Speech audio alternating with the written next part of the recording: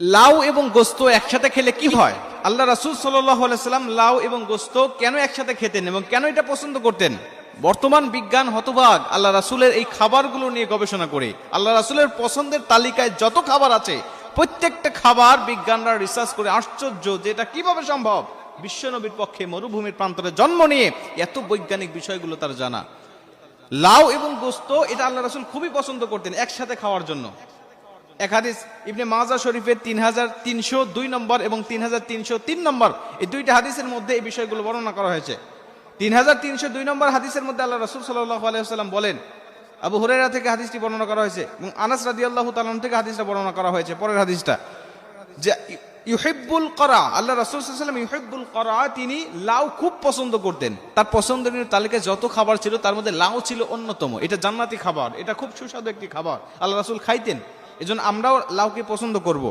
অনেকে বলে যে আমি লাউ পছন্দ করি না, এটা আমাদের বলতে পারবো না, এটা আমাদের বলা ঠিক হবে না, কারণ আল্লাহ রাসূল যেটা পছন্দ করতেন সেটা আমি অপছন্দ করার কে?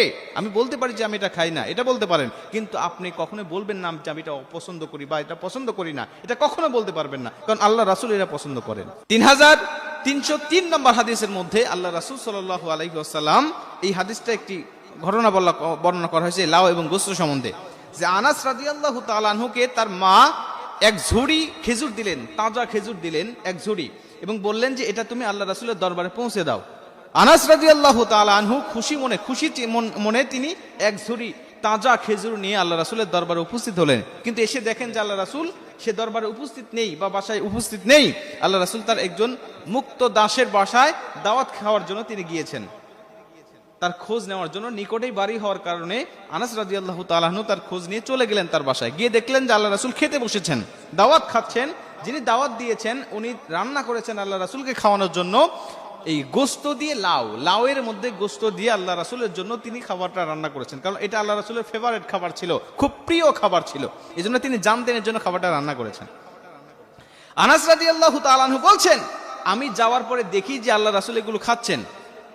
আমাকে যিনি ওই বাড়ির মালিক, আমাকে তিনি বললেন যে তুমি বসে যাও আল্লাহ রাসূলের সঙ্গে তুমি খাবার জন্য, আমাকে দাওয়াত দিলেন এবং আমিও বসে গেলাম। আমি খাবার খেলাম, আমি খাবার খাচ্ছি, আল্লাহ রাসূল খাচ্ছেন। আমি তাকিয়ে দেখি আল্লাহ রাসূল সাল্লাল্লাহু আলাইহি ওয়াসাল্লাম গোস্ত এবং লাউ খুব খাচ্ছেন, এবং লাউয়ের গোস্তের মধ্য থেকে লাউটা বেছে বেছে আল্লাহ রাসূল সাল্লাল্লাহু আলাইহি ওয়াসাল্লাম এগুলো খাচ্ছেন। আমিও নিজে লাউ বেছে বেছে আল্লাহ রাসূলের কাছে দিলাম, আল্লাহ রাসূল এগুলো খেলেন। তার মানে লাউ এবং গোস্ত এটা আল্লাহ রাসূল একসাথে খেতে খুব পছন্দ করতেন। এই হাদিস থেকে এটা প্রমাণিত হয়। বর্তমান বিজ্ঞান বলছে যে লাউ এবং গোস্ত খেলে একসাথে খেলে এটা কি হয়, মানুষের দেহে কি উপকার হয়। তিনি বলছেন যে প্রত্যেকটি গোস্তের মধ্যে রয়েছে অনেক সমস্যা, অনেক ব্যাড কোলেস্টেরল রয়েছে তার গোস্তের মধ্যে। এগুলো খাইলে মানুষের শরীরের জন্য অনেক ক্ষতি হয়, অনেক ক্ষতি হতে পারে, হার্টের জন্য, বিভিন্ন অঙ্গ প্রত্যঙ্গের জন্য ক্ষতি হতে পারে। কারণ আল্লাহ রাসূল বলছেন তোমরা দুধ বেশি বেশি খাবে, গোস্ত কম খাবে, কারণ দুধের মধ্যে রয়েছে প্রতিষেধক আর গোস্তের মধ্যে রয়েছে রোগ। এর জন্য তোমরা গোস্ত খুবই কম খাবে এবং দুধ বেশি খাবে। এটা বিজ্ঞানরাও প্রমাণ করেছে, হ্যাঁ গোস্তের মধ্যে অনেক রোগ আছে, অনেক সমস্যা রয়েছে। এজন্য বিজ্ঞান বলছে যে শুধুমাত্র গোস্ত একা একা খাওয়া যায় তাহলে এর মধ্যে অনেক সমস্যা হয়, মানুষের শরীরের জন্য ক্ষতিকর, পয়জন ভিতরে ঢোকে। কিন্তু লাউ এবং গোস্ত যখন মিশ্রিত করে রান্না করা হয় এবং এটা একসাথে মানুষের দেহে যায় বা পেটে যায়, তখন এই লাউয়ের গুণাগুণটা এত বেশি থাকার কারণে তখন ওই গোস্তের ক্ষতিকারক বিষয়গুলো সেটা বিসর্জন হয়ে এটা সমান সমান হয়ে যায়। এটা মানুষের শরীরে ঢুকলে বা মানুষ খাইলে, লাউ এবং গোস্ত একসাথে খাইলে তখন তার শরীরে আর কোনো ক্ষতি হয় না। সুবহানাল্লাহি বিহামদিহি। বিজ্ঞান বলছে এর তখন আর তার শরীরে তেমন কোনো ক্ষতি করতে পারে না এই গোস্ত। এর জন্য লাউ এবং গোস্ত একসাথে খাইলে বিজ্ঞান বলছে যে তার দুনিয়াবি অনেক কল্যাণ রয়েছে। আর এটা আল্লাহ রাসূলের সুন্নাহ, আল্লাহ রাসূলের পছন্দ করতেন। এটা যদি আমরা সুন্নাহ হিসাবে বা আল্লাহ রাসূলের পছন্দনীয় খাবার হিসাবে খাই তাহলে আল্লাহ রাসূল আমাদের উপর সন্তুষ্ট হবেন। প্রিয় ভাইরা আমার, এজন্য আল্লাহ রাসূলের প্রতিটা দেখানো পথ, প্রতিটা দেখানো মত রয়েছে আমাদের জন্য কল্যাণকর।